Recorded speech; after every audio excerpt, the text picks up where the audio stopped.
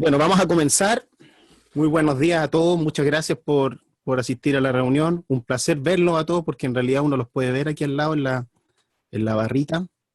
Y eso da más la sensación de que estamos reunidos presencialmente, digamos.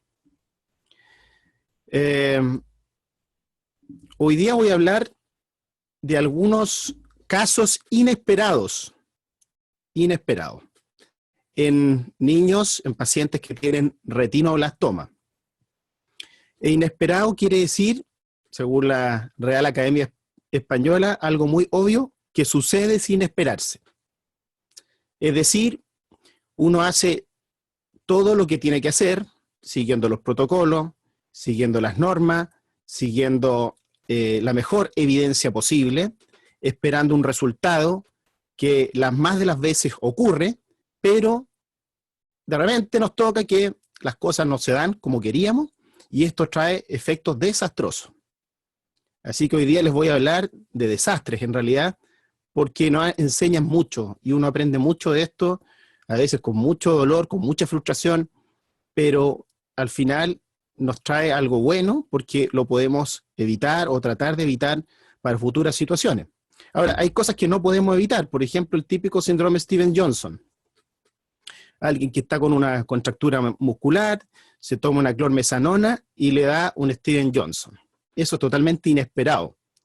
O esta cosa que me pasó a mí durante el curso de Santa Cruz, cuando fuimos al curso del Hospital Salvador, uno toma antibióticos por una sinusitis y le da una hepatitis colestásica y está amarillo un año. Son cosas realmente infrecuentes, pero muy graves y que nadie se las espera. Y este monito aparece cuando estas cosas pasan, porque uno ahora echan a la broma el asunto, pero en realidad cuando ocurre algo inesperado y grave, se le viene a la mente, obviamente, el peor desenlace. Conversando recién con los becados que están en cuarentena, yo les puedo contar que a mí me ocurrió algo inesperado también la semana pasada, porque operamos una niñita con retinoblastoma que era contacto de un paciente sospechoso, que era su papá. Según el protocolo se le hizo la PCR, fue negativa, la operamos junto con el doctor Cristian Sánchez, todo salió bien y el domingo en la tarde nos llaman del hospital que la niñita apareció con síntomas, se hizo la PCR y es COVID positivo y por lo tanto nosotros somos contacto y estamos en cuarentena.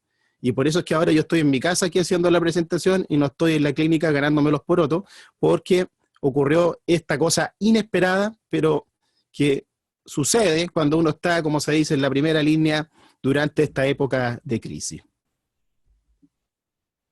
Brevemente, sobre todo para los becados nuevos, el retinoblastoma es el tumor maligno más común en los niños. Siempre ocurre en todas partes del mundo, 1 en 20.000 recién nacidos. Por lo tanto, los países que tienen muchos nacimientos, como India, como China, tienen muchos casos. En cambio, en Chile, que tiene unos 250.000 niños al año nacidos, ocurren 15 casos, de los cuales la mitad van a nuestro centro Hospital Luis Calvo Maquena. Lo bueno del retinoblastoma es que cuando está en su fase intraocular, como aquí yo muestro en este ojo enucleado, tiene más del 98% de sobrevida. Sin embargo, cuando se sale del ojo, ya sea a través de las paredes oculares, a través del ángulo, a la circulación, digamos, o a través del nervio óptico, es casi siempre mortal. Y ahí viene la importancia de todo niño con leucocoria, con esta manchita en la pupila, ¿cierto?, o estrabismo, deben ser evaluados con fondo de ojo para descartar un retinoblastoma en primer lugar. Pero además, el retinoblastoma es muy malo porque produce ceguera. En nuestra serie del hospital del año 2008, encontramos que a todos los niños, que eran 41, los tuvimos que nuclear de al menos uno de sus ojos. Y eso es muy terrible. Y uno se pregunta, ¿qué podemos hacer para evitar o disminuir esta enucleación? Y obviamente la respuesta más obvia, pero la más difícil, es detectar precozmente. Esto debiera hacerse en los controles de niños sanos, enseñándole a los médicos y a las enfermeras a hacer rojo pupilar, lo cual no ocurre muy poco, y una cosa nueva que ha ocurrido son las nuevas terapias. Las nuevas terapias, que son la quimioterapia intraarterial, la quimioterapia intravítrea y futuramente la terapia génica nos va a permitir tratar estos ojos en etapas avanzadas, pero no es la idea, sino la idea de detectarla precozmente. Y esto es lo que disponemos actualmente de tratamiento. Afortunadamente en nuestro centro tenemos todo, la cirugía, que es la enucleación, la radioterapia en sus modalidades externas, que ya no se hace, pero la braquiterapia, que es poner una placa, disponemos, asociados a un centro, ¿cierto? Terapia focal, clásico, láser y crío, que lo hacemos toda la semana, y después viene la quimioterapia en todas sus fases. La sistémica, que es inyectar quimioterapia por una vía venosa periférica, un catéter central, para achicar el tamaño del tumor y finalmente destruirlo con láser y crío. Quimioterapia periocular, que es lo que hicimos la semana pasada con el doctor Sánchez, y nos picó el coronavirus, y la quimioterapia intravítrea e intraarterial, que son las terapias nuevas. Entonces hoy día les presentaré 5 casos inesperados que nos han ocurrido asociados al tratamiento que hacemos siempre.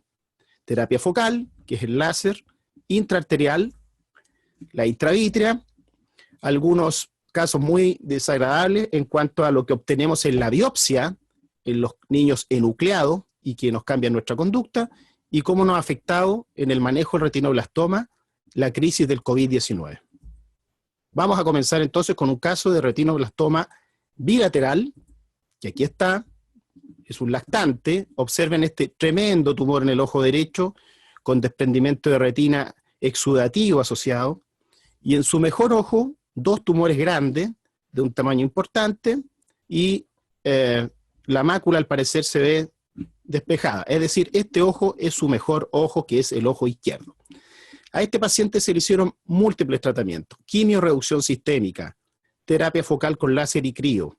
Después no respondió, tuvo que ir a quimioterapia intraarterial. Y finalmente, después de un tiempo, observamos que en este ojo que tenía el tremendo tumor, observamos una regresión, un tumor calcificado, con un escaso tumor remanente aquí alrededor de esta parte superior. Y en nuestro ojo bueno, aquí vemos la mácula, el tumor grande, y sin embargo vemos ablatio fugax. ¿Qué es lo que es ablatio fugax? Ablatio fugax corresponde a un término aplicado cuando existe un desprendimiento de retina sectorial asociado al tratamiento que hemos hecho, en este caso con crioterapia, y que es de tipo exudativo y que después de algunas semanas regresa sin problema. Entonces nos quedamos tranquilos y empezamos a seguir este paciente.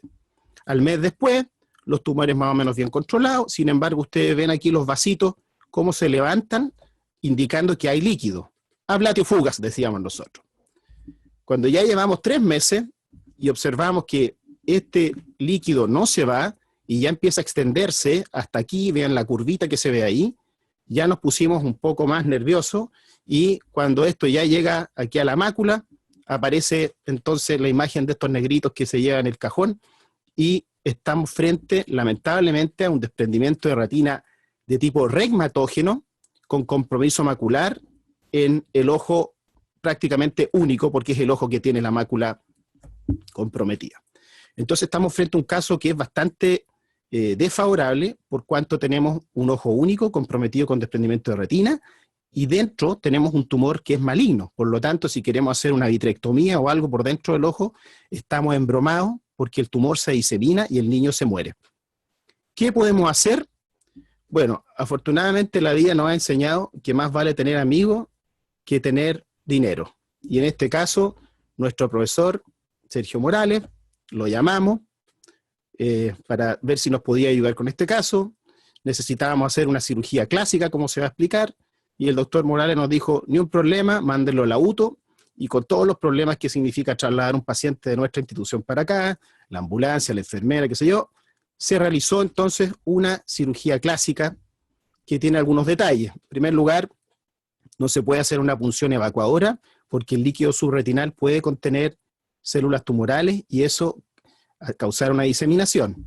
Y hay que hacerlo con mucho cuidado también, de manera que las suturas que se ponen para producir la indentación que se ve aquí con el implante tampoco pueden ser transfixiantes. Por la misma razón se puede salir el tumor.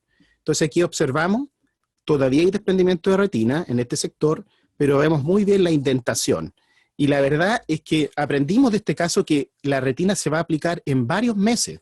Miren, aquí 5 meses después, recién vemos que la retina ya está en su lugar, están los cambios pigmentarios típicos de un desprendimiento de retina, pero afortunadamente la retina hasta el día de hoy sigue aplicada. Este niño ha tenido muchos problemas, actualmente tiene una recaída y anda en quimioterapia intraarterial en el Hospital San Juan de Dios, pero desde el punto de vista del desprendimiento de retina, sigue la retina en su lugar.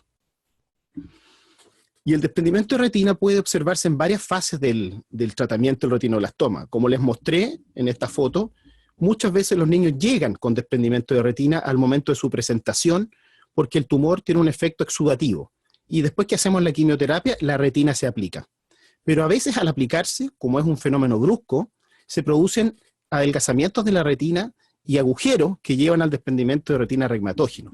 Por lo tanto, la quimioterapia, la radioterapia también, el láser, la crioterapia y recientemente descrita la quimioterapia intraarterial, todos pueden causar desprendimientos de retina exudativo, regmatógeno y traccional. En nuestro caso, la crioterapia causa una cicatriz corioretinal importante y en el límite entre la retina sana y la retina cicatrizal se producen pequeños agujeros que llevan al desprendimiento de retina. Todas estas cosas pueden producir el láser y el crio no es inocuo, obstrucciones vasculares, hemorragia, edema macular, gliosis, pero esto es lo importante, disrupción de la limitante interna con agujeros y algo muy, muy grave, cuando disparamos con mucha intensidad sobre el tumor, podemos romper el tumor y transformarlo en siembras vítreas que son de muy mal pronóstico. Y hablando de quimioterapia intraarterial, esta es una forma de quimioterapia muy efectiva porque la idea es meterse con un catéter por vía femoral hasta llegar a la arteria oftálmica, como se muestra en este gráfico, y estando aquí prácticamente en la oftálmica, inyectar quimioterapia que alcanza una altísima concentración dentro del ojo, y con eso tenemos menos reacciones adversas comparados con la sistémica. Ustedes saben, la neutropenia, se les cae el pelo, estos niños quedan inmunosuprimidos, pero además, como alcanza una alta concentración, nos permite salvar ojos que antiguamente iban a enucleación. Y esto se debe a que la quimioterapia sistémica, la que se produce, ¿cierto?, inyectando por este catéter central, no penetra bien al ojo, porque en el ojo existe una barrera hematorretinal y la quimioterapia llega por vía sanguínea. En cambio, cuando canulamos la oftálmica, estamos inyectando directamente dentro del ojo. Y esto permite producir milagros que antes no ocurrían. Tiene algunas desventajas, obviamente, esto es un proceso que va a hacer los neuroradiólogos intervencionistas, que tiene un riesgo de accidente vascular, poco, pero existe, y por otra parte, estos ojos que tienen tumores avanzados no los enucleamos, por lo tanto, nadie sabe hasta dónde se extiende el tumor, a diferencia de los pacientes que nucleamos, y por lo tanto, estos pacientes, si uno lo hace en una fase muy tardía, podría eventualmente ya tener diseminación y nunca lo vamos a saber porque el ojo no es enucleado. Y esta modalidad de terapia ha demostrado altísimos buenos resultados. En este grupo de Shields, el 94% de los tumores sólidos regresa completamente e incluso un 87% cuando hay siembras vítreas. Y aquí les traigo el caso. Esta es una recién nacida, cuya madre tiene un retinoblastoma de tipo bilateral. Y uno mira la foto y se pregunta dónde están los tumores. La verdad es que se ven muy poco, pero aquí hay uno, en este sector, y aquí hay otro. Esta guaguita aquí tenía 1 mes de vida, me parece.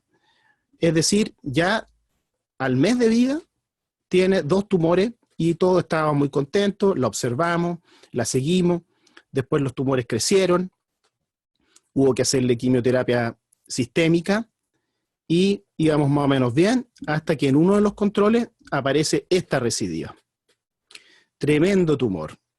Un tumor que ocupa todo el polo posterior, que no sabemos si está comprometiendo el nervio óptico, y la verdad es que esto fue el año 2014, las opciones eran pocas, poner una placa de braquiterapia, enuclear, y estaba partiendo en el Hospital San Juan de Dios la experiencia con la quimioterapia intraarterial, y este fue nuestro primer paciente. Dijimos, enviémoslos para allá, a estos pacientes, digamos, desde ahora, para ver si podemos hacer algo.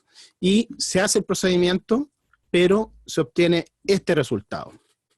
Observen, aquí casi no hay tumor, solo hay restos calcificados, algunos sectores con tumor activo y una gran atrofia corioretinal, porque aquí se ha producido un infarto coroideo masivo. Eso quiere decir que este ojo no tiene potencial visual. Por lo tanto, este tratamiento de la intraarterial, en este caso, su objetivo fue conservar el ojo, pero se perdió la visión. Y esto, si ocurre en un paciente que tiene, por ejemplo, la mácula indemne, puede llevar a que el paciente pierda la vista en un ojo que teníamos la máxima de expectativas. Así que las reacciones adversas de la intraarterial pueden ser bastante severas. Hay algunas sistémicas, otras locales, como este eritema que se ve en la frente de este niño por una rama de las arterias que se canularan y que llega finalmente a la frente, pero finalmente las complicaciones oculares severas son de tipo vascular. Puede ocurrir una obstrucción de la arteria central de la retina por el mismo medicamento o por un vasoespasmo, y también esta obstrucción coroidea vascular, un infarto coroideo masivo, que no se presenta inmediatamente, sino que a veces muchos meses después el paciente aparece con este aspecto a la oftalmoscopía que nos dice que ha habido una obstrucción vascular de la coroide. Pasamos al siguiente nivel de terapia, que es la intravítrea. Esto es una revolución en el tratamiento del retinoblastoma. El problema es que cuando existen siembras vítreas, como se observa aquí en esta foto, estas son, entre comillas, inmunes e indestructibles por todos los métodos tradicionales que tenemos, que son la quimioterapia sistémica, incluso la intraarterial o la radioterapia, porque están muy lejos de la circulación sanguínea. Y por lo tanto, cuando ponemos cualquiera de estas quimioterapias a la sangre, penetran muy mal al ojo y no pueden destruirse. Y es aquí donde, hace muchos años, en Japón, un doctor empezó a inyectar dentro del ojo algo que está absolutamente proscrito, por lo que conversábamos que el sitio de punción se transforma también en un sitio de diseminación del tumor.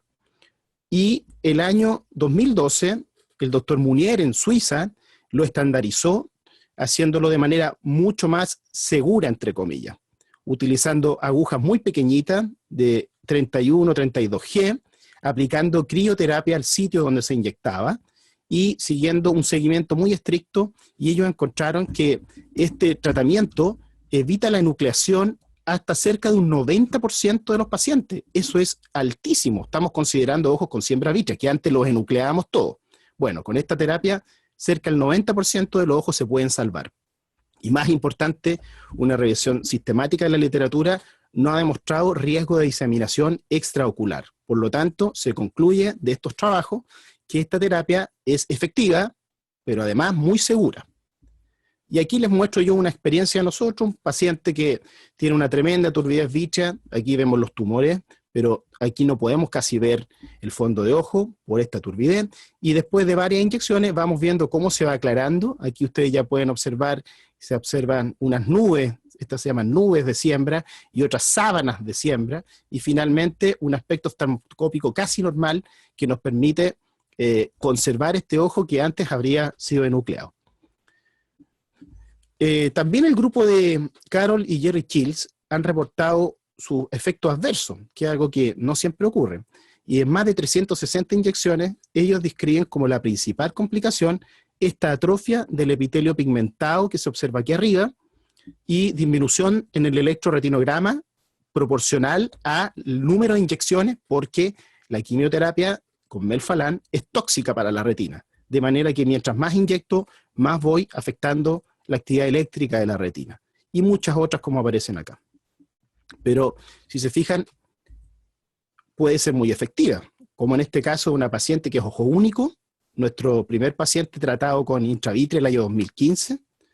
Este paciente ya había sido nucleado de su ojo izquierdo, y en el ojo derecho se observa atrás la retina, pero vemos estas siembras aquí, aquí, un penacho de siembra que no podía ser tratado de otra manera. Ya le habíamos puesto una placa de braquiterapia y no habíamos logrado controlar esa siembra. Bueno, le realizamos varias inyecciones de melphalan con un muy buen control de la siembra. Pero observamos en su seguimiento lo siguiente: una retinopatía de tipo exudativo, muy cerca de la mácula, y aquí en el centro una tremenda elevación de la retina parecida a un agujero macular. Sin embargo, hicimos un OCT y encontramos un edema macular de 682 micrómetros. Tremendo edema macular. Y desafortunadamente este edema fue refractario a inyecciones perioculares de triamcinolona, de betametasona, tratamiento tópico. La verdad es que el edema fue refractario y hasta el día de hoy esta paciente lo presenta y su visión quedó en 20/400 sin ninguna mejora.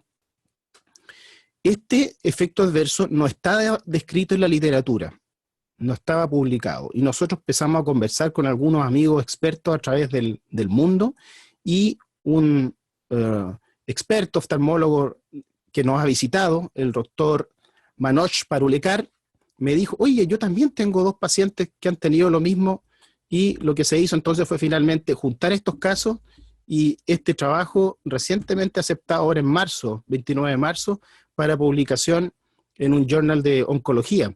Y aquí vemos nuestra paciente entonces con su edema y el OCT, y en el caso de ellos también, pero la foto de nosotros está más bonita, así que pusieron la nuestra. Así que este caso nos sirvió para aprender que hay que tenerle mucho respeto al melphalan, que puede producir edema macular, y tal vez debiéramos haberle hecho el OCT mucho más precozmente para haber intentado el tratamiento antes de que se vea en el fondo de ojo. Este caso no es tan feliz. Es una lactante con retinoblastoma bilateral, ya nucleamos el ojo izquierdo, y su ojo derecho, observen, después de quimioterapia sistémica, láser, quimioterapia intraarterial no tuvo, porque había turbidez vítrea, decidimos realizar una inyección intravítrea. ¿Por qué? Porque aquí se observa un tumor que es un verdadero iceberg, del cual se desprenden tremendas sábanas de siembras vítreas y producen una turbidez generalizada del fondo de ojo. Aquí hay otras más gruesas también. O sea, es su ojo único y tenemos que tratar de salvarlo. Le hicimos una inyección entonces de melphalan, y ustedes observan que al mes después está mucho mejor. Los tumores están regresando, pero todavía se observa aquí abajo este verdadero velo de siembras vítreas, y no nos podemos quedar así. Las inyecciones se realizan en un número de 1 a 6, y decidimos realizar una segunda, esperando que iba a pasar. Bueno, al día siguiente la doctora Melitza González me llama muy angustiada y me dice, JP, la niña no ve. ¿Pero cómo no va a ver? Le digo yo, pues será una hemorragia vítrea por la inyección, no sé, dicen que no ve, que no ve.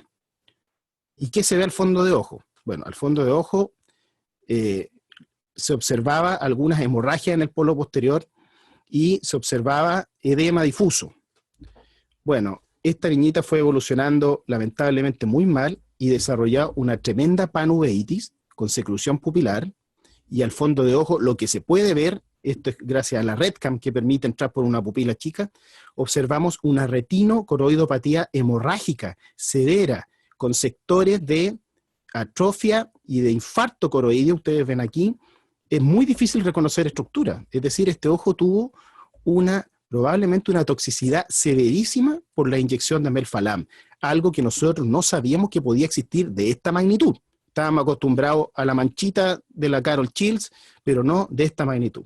Pero el que busca siempre encuentra, y lamentablemente evolucionó peor de lo que pensábamos, y la niñita hizo un desprendimiento de retina. Es decir, actualmente ella es ciega, tiene un ojo nucleado y el otro con un ojo que ya está camino a la tisis bulbi. Revisamos la literatura y esto está descrito. Esto se llama una retinopatía hemorrágica aguda y es debida al melphalan porque produce el mecanismo probable de oclusiones vasculares, y esto lleva a esta alteración que es lamentablemente irreversible, y es una de las cosas que actualmente nos hizo cambiar nuestro enfoque frente a un ojo único. Estamos utilizando otra droga que se llama el topotecan, que es menos efectiva pero menos tóxica, o bien utilizar la misma melphalan pero en una dosis mucho menor e ir viendo la respuesta a fin de evitar este desastre tan terrible. Nosotros todavía utilizamos la enucleación como un tratamiento de entrada en algunos pacientes que tienen retinoblastoma avanzado. Actualmente hablamos de retinoblastoma avanzado los del grupo E. La clasificación internacional va de la A a la E. La E significa enucleación.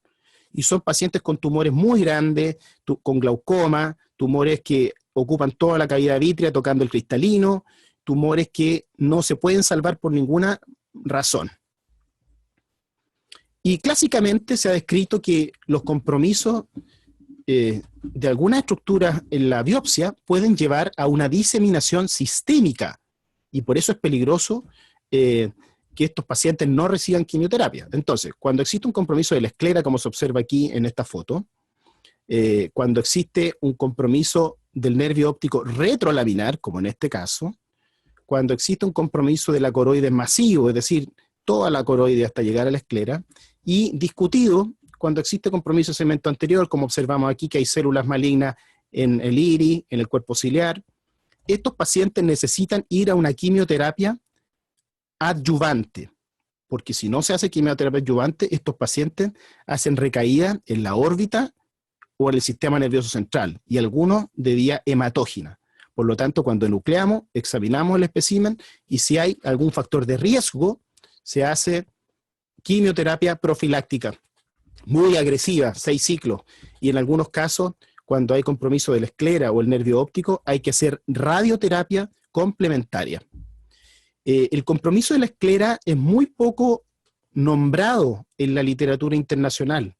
Hay pocos estudios que lo muestran, y esos pocos estudios muestran que cuando hay compromiso de esclera, esto significa un compromiso del sistema nervioso central a poco andar, y eso es muy peligroso. Sin embargo, no está considerado en muchas de las clasificaciones internacionales de los patólogos.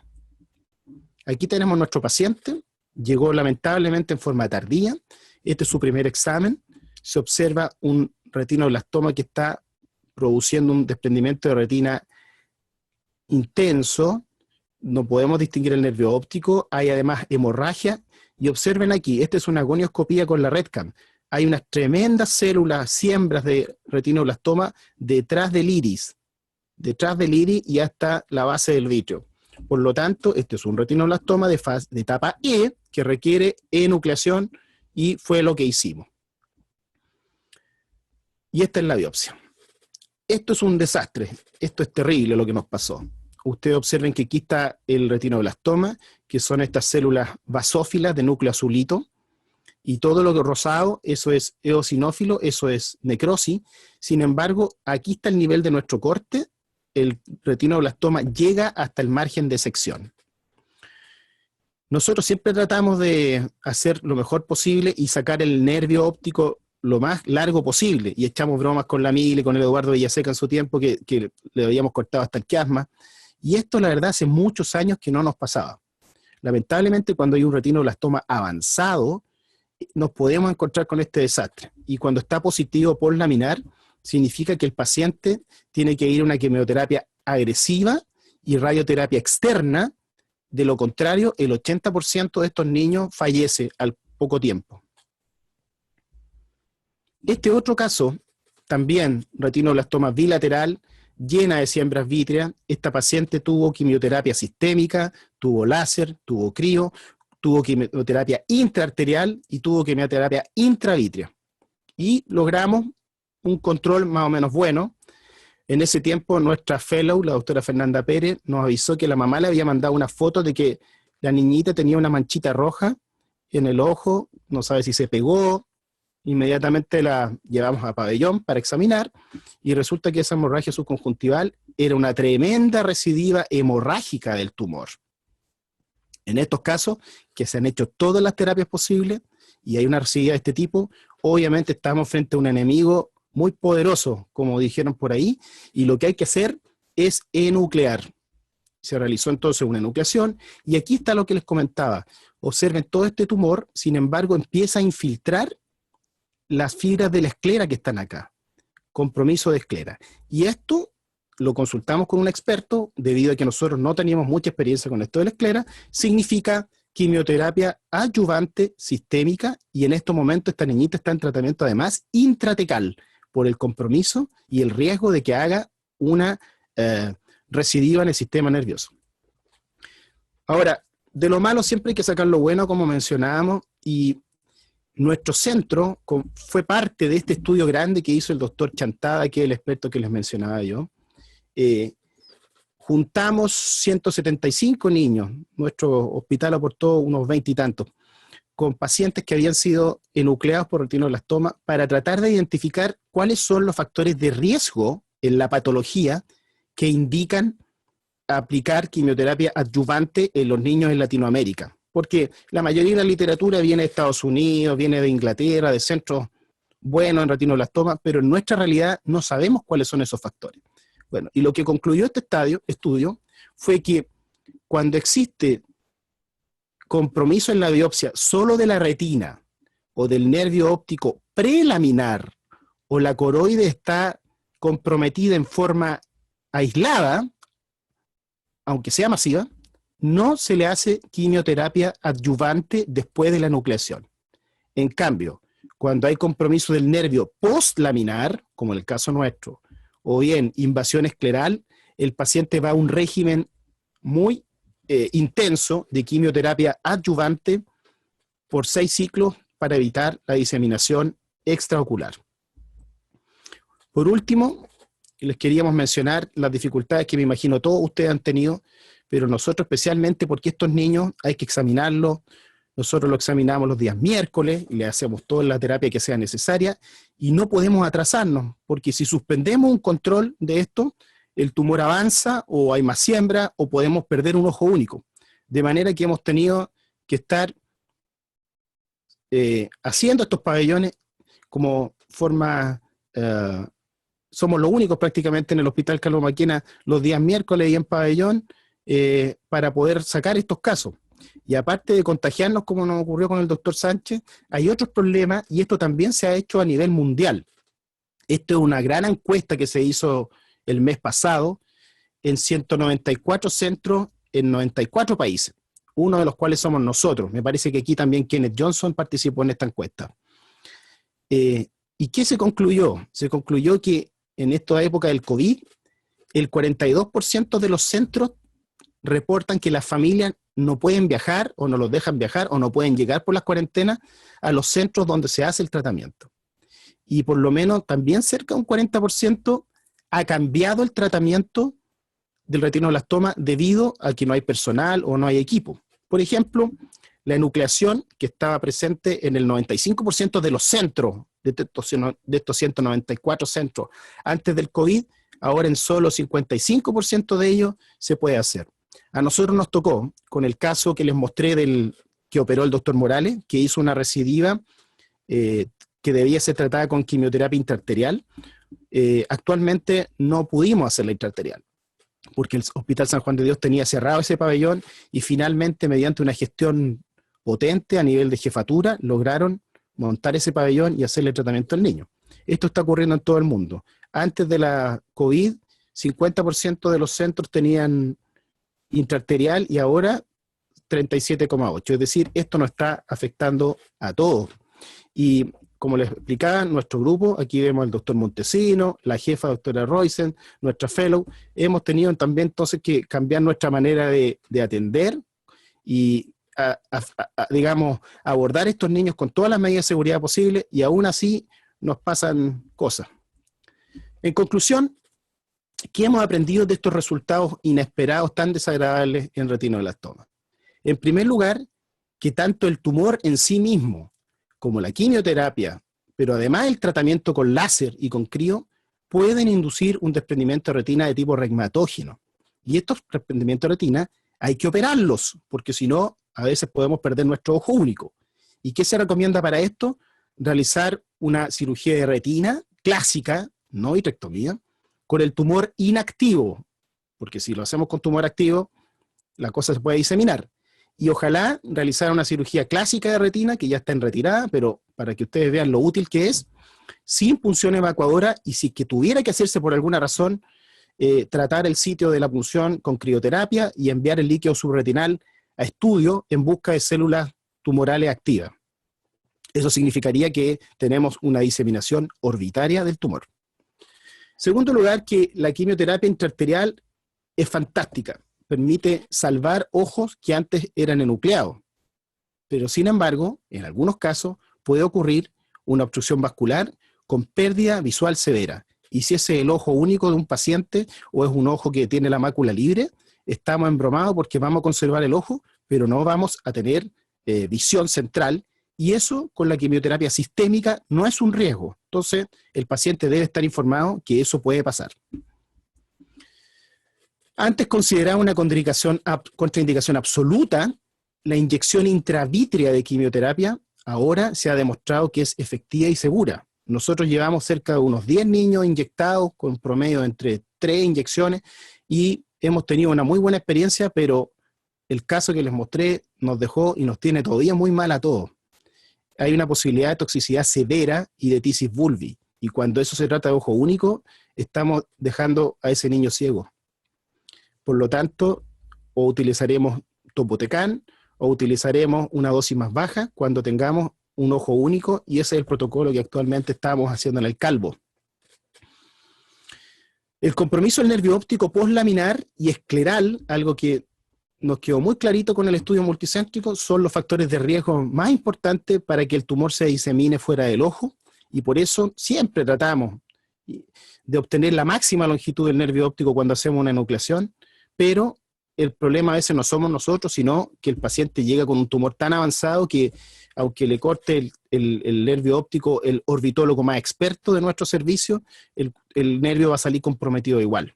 Hay que enuclear precozmente cuando está indicado. La pandemia de COVID ha afectado el tratamiento de los pacientes con retinoblastoma en todo el mundo, pese a que es una enfermedad prioritaria y aquí no hay nada que hacer. Nosotros estamos haciendo lo posible por no suspender a estos pacientes, pero claramente esto va a afectar y va a traer consecuencias al corto plazo. Y por último, algo que es lo más importante, sobre todo en estas enfermedades raras, poco comunes, que es el trabajo en equipo. El trabajo en equipo es fundamental, que nosotros dentro de nuestro hospital nos podamos apoyar entre nosotros para la discusión de estos casos, para el tratamiento, pero especialmente con nuestro hospital base, que es el Hospital de El Salvador. Cuando necesitamos exámenes complementarios como el OCT, que lo hicieron ahí también, cuando necesitamos cirugía específica también, que estén nuestros especialistas disponibles, siempre tan dispuestos y tan desinteresados a ayudarnos, y de esa manera a veces no podemos evitar un resultado inesperable o desfavorable, pero por lo menos lo podemos hacer más llevadero y podemos aprender que a futuro podemos, digamos, cambiar algunas conductas y tomar algunos resguardos especiales para evitar que ocurran los desastres. Y una vez que pase esta pandemia, esperamos pronto volver a alguna instancia como esta, que fue en un paseo ahí por barquito por el lago Esmeralda en Petrohue, cuando fue el curso que organizó el doctor Torres, que está por ahí al medio, en Puerto Vara.